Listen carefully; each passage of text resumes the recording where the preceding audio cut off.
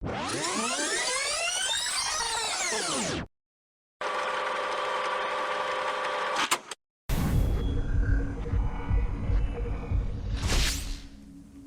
is it? He's here. You may not believe this, but there was something that happened today even more momentous than my 200th video. And that was that the Xbox One X, you can see me, I'm making an X with my arms here.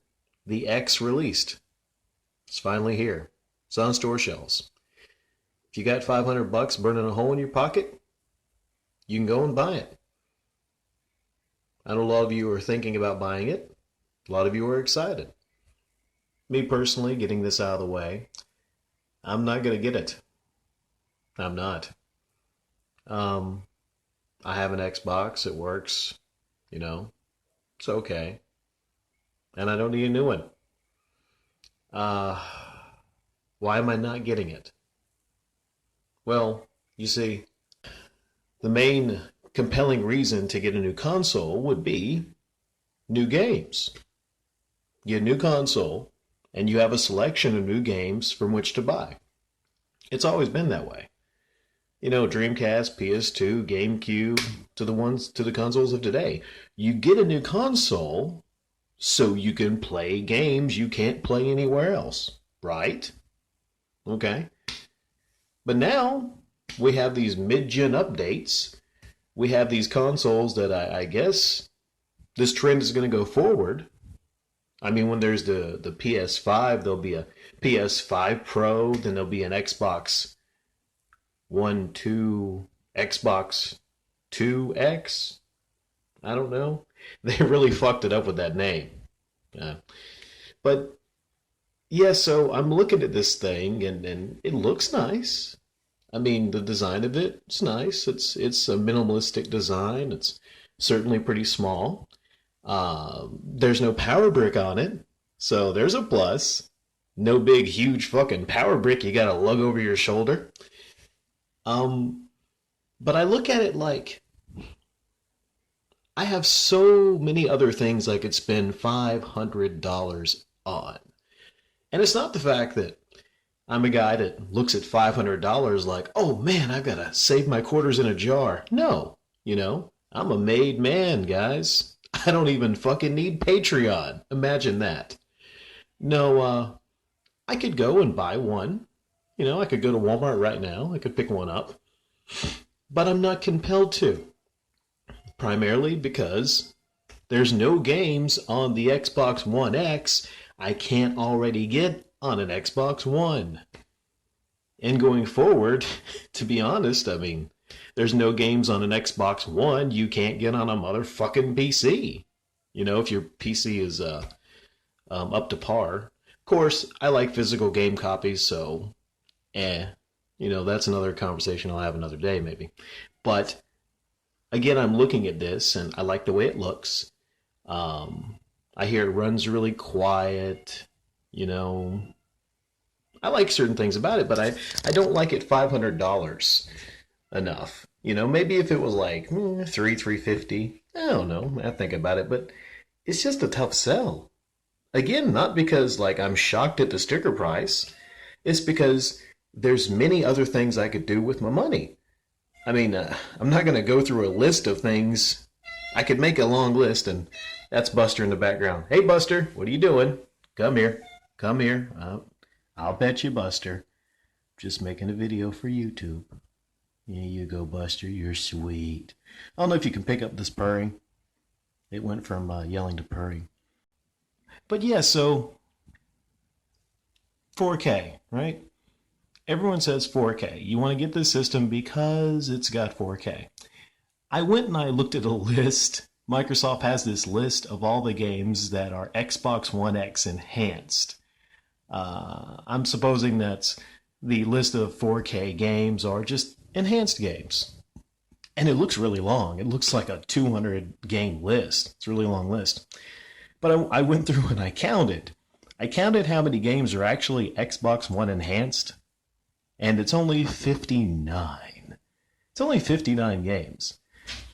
So if you're getting the system and you're thinking like, hey, I'm going to pop in Sunset Overdrive and get some 4K action. No, you're not. If you're thinking, I don't know why you would play Rise, but if you're thinking you're going to pop in Rise and get more than 900p, no, you're not. And that's pretty messed up. You would think you would be able to just put a game in and it automatically, or be ready to update, right? But no. So now you have if you're going to buy this $500 system to play your favorite games in 4K, chances are your favorite games are not even fucking supported in 4K. And there's one specifically, I think Titanfall 2, that at points actually has a better frame rate and runs better on the PS4 Pro for whatever reason.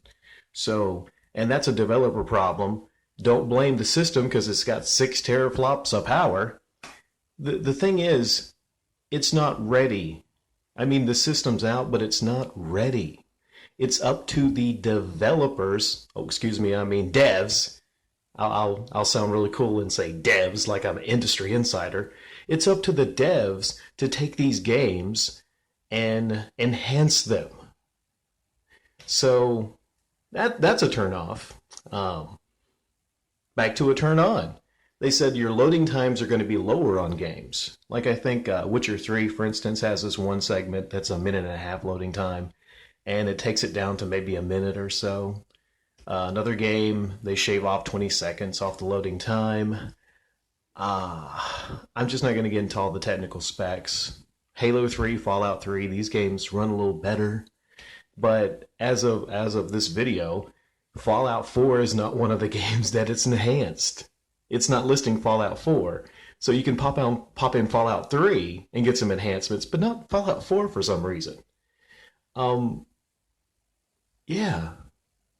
Now, if this was like a PC setup, you could literally put in every game and you can customize them to your liking, right?